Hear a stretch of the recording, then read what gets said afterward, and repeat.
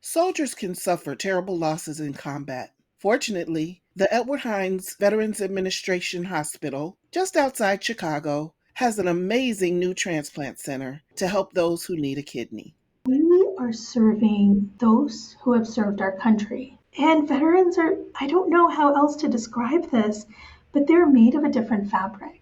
And it's such an honor to talk with them and to take care of them and to give them this new lease on life. That's the medical director of the kidney transplant program at Hines, Dr. Manpreet Samra. I'm Monica Fox, Director of Outreach and Government Relations for the National Kidney Foundation of Illinois, and your host for this edition of The Journey Continues. This time I'm talking to Dr. Samra about how her career led her to caring for American heroes and giving them a second chance at life. Let's just get right into it. Tell me about your career as a nephrologist. As far as my journey in transplant, I started at the University of Chicago where I did my transplant fellowship with Dr. Michelle Jose. And thereafter, I was at UIC where we crossed paths. Had a wonderful early career there before I was recruited here to the Hines VA to start a brand new kidney transplant program for the veterans.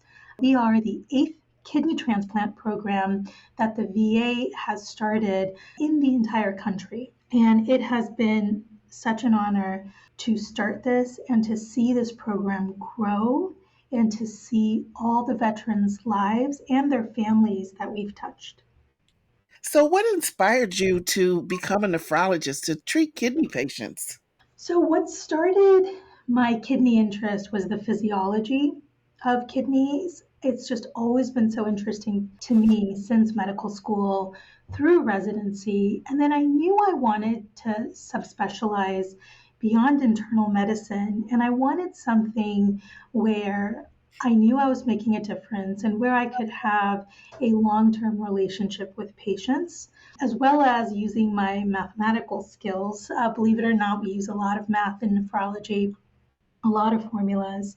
And so that's how it started. But during my nephrology fellowship, I did my rotations in transplant at UCLA with Dr. Gabe Danovich. And he is the person who wrote the handbook on kidney transplantation. And it's simply not possible to rotate with him and not be inspired to become a transplant nephrologist yourself. So, what's the difference between a nephrologist and a transplant nephrologist? So, a nephrologist, after doing 3 years of internal medicine residency, does 2 to 3 additional years of nephrology training. 2 years is a clinical fellowship, and 3 years includes a year of research. And a transplant nephrologist, in addition to the nephrology fellowship, will do 1 year of transplant nephrology training or will have specific experience with transplant specifically. So a nephrologist takes care of all aspects of kidney care, including chronic kidney disease, dialysis, peritoneal dialysis, acute inpatient dialysis, as well as outpatient. And a transplant nephrologist focuses on the pre-transplant evaluation, ensuring patients are appropriate transplant candidates, seeing the patient through transplant, and then post. And as the transplant program director, how do your administrative responsibilities affect the amount of time you spend with patients? They both go hand in hand because some of the administrative responsibilities have to do with how we can improve patient care. And a lot of it involves quality improvement. How do we continuously improve the care that we're providing for the veterans at our kidney transplant program? Of course, our clinical care is completely separate in terms of inpatient and outpatient care. And can you tell us about the beginning of the Hines program? I'd have to go back to our chief of nephrology, Dr. Karen Griffin, who identified the need for a local kidney transplant center at our VA and in our area, in our region. Prior to this, patients from our area, the Chicagoland area and the Midwest, would go to Iowa or to Pittsburgh, Houston, the Bronx, Alabama, Nashville. And that's where the majority of the kidney transplant programs are. And there's one on the West Coast in Portland. So she identified the need for a local transplant center here, put in the application with the National Surgical Office, the NSO at the VA, and this was approved. As soon as this was approved, we were able to start hiring our surgical director, our medical director, our transplant administrator, our nurses, our nurse practitioners, our pharmacists, our pre-transplant coordinators, post-transplant coordinators, and we had a team. And it was very exciting because I joined in July of 2020. We started doing our pre-transplant evaluations, and our first patient that we transplanted was November 2020. I get so excited talking about this, even though it was almost 2.5 years ago now, because I remember he had 6 years of dialysis wait time. And in Wow. our region, the wait time is 3 to 5 years. Yeah. So literally a few weeks after listing him, we transplanted him. And I remember having this conversation with him before transplanting. And he asked me, he said, Dr. Samra, when do you think I'm going to get this transplant? And from wait time and from his blood type, his birthday is December 9th. I knew he would get transplanted before December 9th. And so I told him, sir, our hope is that we transplant you before your birthday. And we did. That is so exciting. I Yes. love it. And I love the month of November because I was transplanted in November too. Ah, It's a good for great you. month to be grateful for a transplant. Yes. So Yes. good for him. How'd you feel about the accomplishments just of your first year? Oh, I just so proud of this team that we have formed, so proud of the service that we provide, and just so joyful for the veterans that we serve and for the positive effect it's had on their life, their quality of life, their family, everything that they're able to do now that they couldn't do before. Share some of that with us because Oh, that's the best part. it really is the best part. It's especially really exciting when after the first week of transplant, you have a veteran ask you, "Well, can I go and travel now? Can I go on a cruise ship now? Can I go and see my grandchildren in Florida now without having to set up dialysis? Can I spend quality time with them?" And that's exactly what's been happening. We've had patients that are constantly just telling us, I just came back from travel to the Caribbean. I just came back from travel. We're planning travel to Europe. We are planning a family vacation for the first time in 7 years. It's just been so amazing to see this positive impact that we've had on their lives, that they've just taken this. A lot of them have told me that this has been like a new lease on life. Yes, and that's wonderful. I mean, because I can imagine that as military, having been in the military, they likely traveled most of their lives and getting back to travel is probably just super meaningful. That's amazingly wonderful. So how'd your accomplishments of the first year impact your plans and goals for the next year? Oh boy. So, when we started, there had been this arbitrary thought or goal that we would do 10 to 15 kidney transplants the first year. Well, we threw that out of the ballpark. As soon as we crossed over 50.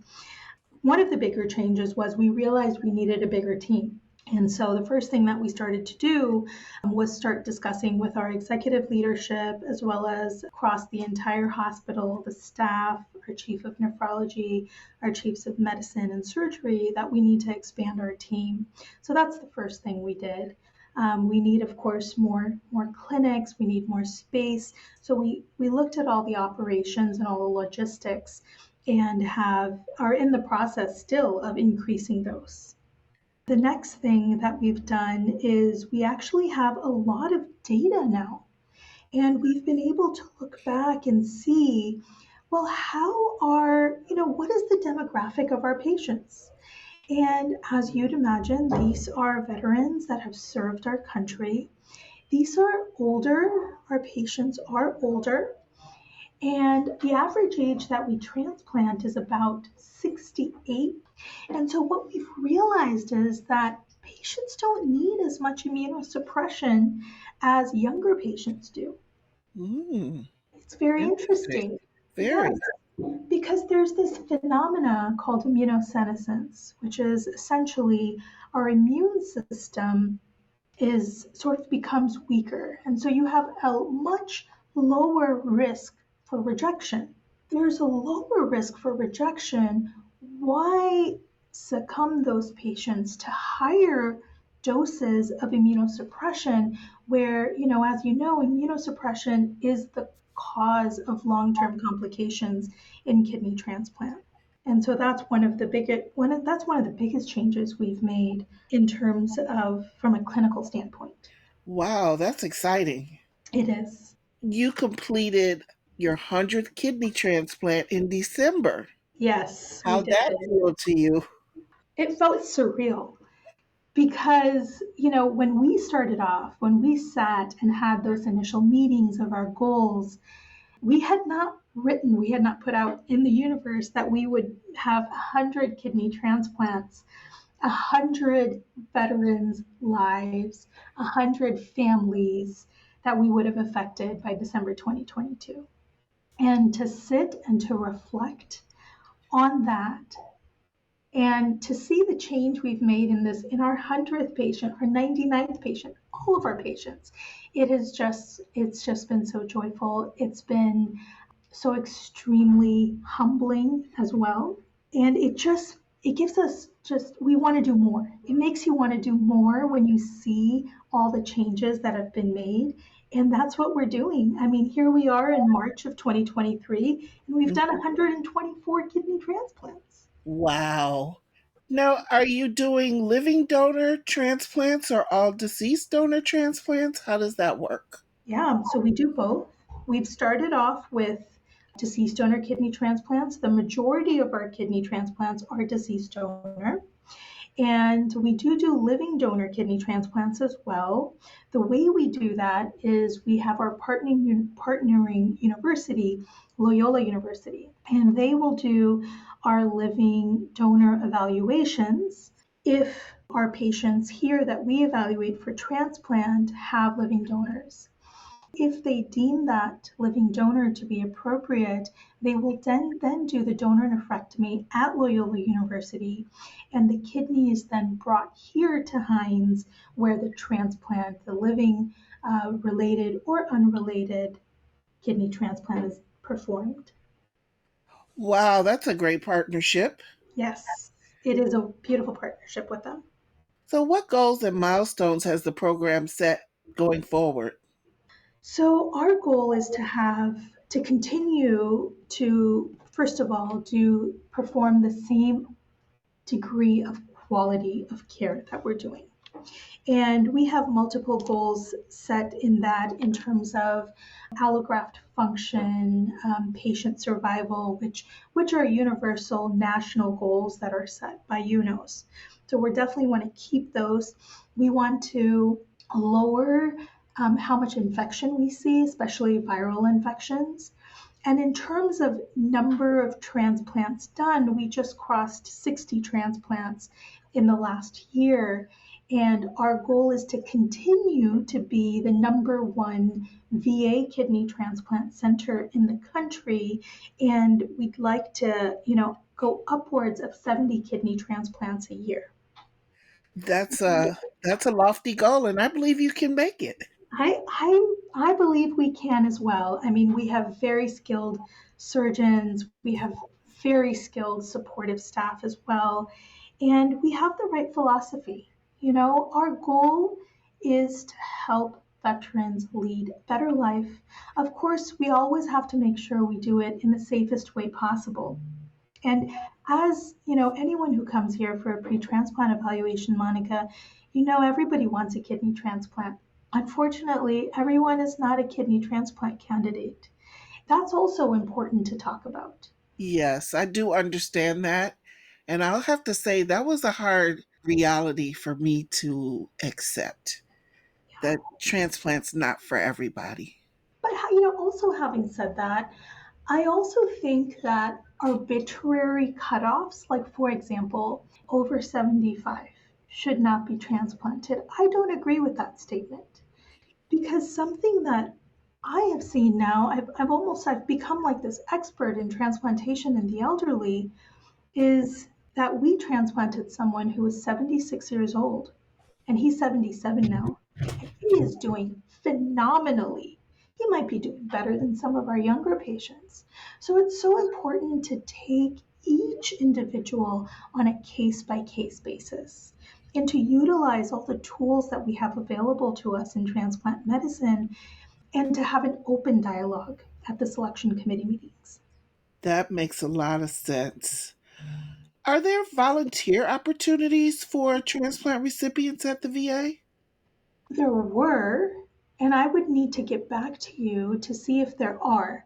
And the reason I say there were is because our transplant recipients help our other transplant recipients. And what I mean by that is, so we have our pre-transplant group that are on the wait list.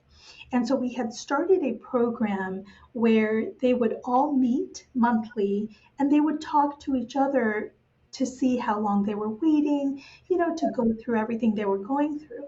On the post transplant side, we had our veterans speaking to each other as well. So, especially the ones that were further away from the transplant event, so 3 months ahead, even a 1 month ahead, and they would speak to the patients who were just transplanted.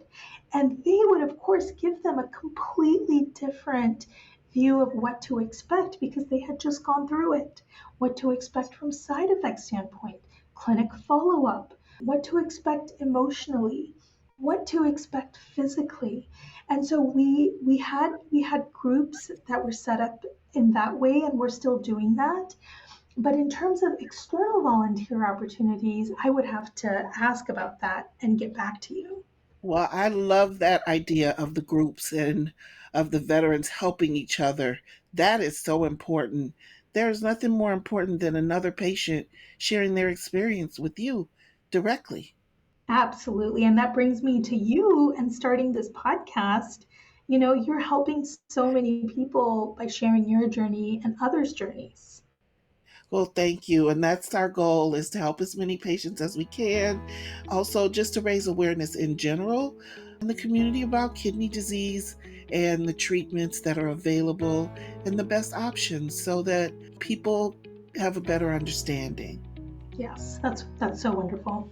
And when we started off this kidney transplant program, we thought we would have the Chicagoland area, we thought we would have the Midwest, and that has been true. We have had multiple patients from Chicago, from the state of Illinois, from Minnesota, Wisconsin, Indiana. What we did not expect is that we are now getting patients from Florida, from Connecticut, from Philadelphia, from Arizona, from all over the country because we're a national VA transplant program. Wow, that's wonderful. So, I have one last question for you. Yes. How does treating veterans differ from treating civilian patients? So the clinical medicine is, of course, exactly the same. And the only difference I would say is perhaps the veterans that we see here are older. But the emotional impact that this leg of my career has had over the last almost 3 years now is indescribable because we are serving those who have served our country. Yes. And to say thank you is not enough, but I am so grateful to be put in this position to help those who have served our country and protect our country. And veterans I don't know how else to describe this, but they're made of a different fabric. And it's such an honor to talk with them and to take care of them and to give them this new lease on life. That is wonderful, and no better person than you to be in that position to do that. Thank you, Monica. That's so kind. That's so kind of you to say. Our warriors deserve the best treatment available. We're grateful that the VA provides transplants for them. For more information about programs for veterans with kidney disease, visit hinesva.gov. I'm Monica Fox, and this is The Journey Continues.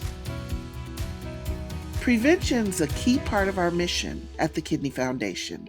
That's why at the end of each episode, Dr. Melissa Prest offers a health tip. Here is today's nutrition tip about healthy snacking. Savory or sweet, snacks can be a part of a healthy diet. You may be wondering what snacks are best for me. If you do not have a good appetite, you can always use snacks to make sure you are meeting your nutritional needs throughout the day. Smoothies, protein shakes, peanut butter with a piece of fruit are some great examples of how to get in extra calories, protein, fiber, and vitamins and minerals by eating a snack. If you're treated with dialysis, a snack like a hard-boiled egg or half of a tuna or chicken salad sandwich is an easy way to replace the protein lost during your treatment. And I love how snacks are a way to get in extra servings of fruits and vegetables throughout the day. What if you have a great appetite and still want a snack? Go for snacks that are higher in fiber to help you feel full in between meals. You can choose hummus and raw cucumbers and bell peppers, 3 to 4 cups of air-popped popcorn, or a bowl of high-fiber cereal with milk or milk alternative of your choice, or even just a piece of fruit. Don't forget about your teeth. Eating more frequently means you should brush your teeth more or do a water rinse after eating to keep your mouth healthy and cavity-free. Any way you slice it, snacks can be included into a healthy diet. With today's nutrition tip, I'm Melissa Prest, a registered dietitian nutritionist and the foundation dietitian for the National Kidney Foundation of Illinois. The Journey Continues is brought to you by the National Kidney Foundation of Illinois and sponsored by Donate Life Illinois. To learn more about kidney disease and living donation, visit www.nkfi.org. To register to become an eye, tissue, and organ donor, visit lifegoeson.com. If you enjoyed what you heard today, please subscribe to and leave a review for The Journey Continues in Apple Podcasts or wherever you like to listen. This podcast is produced by Rivet. To hear more great podcasts, visit rivet360.com.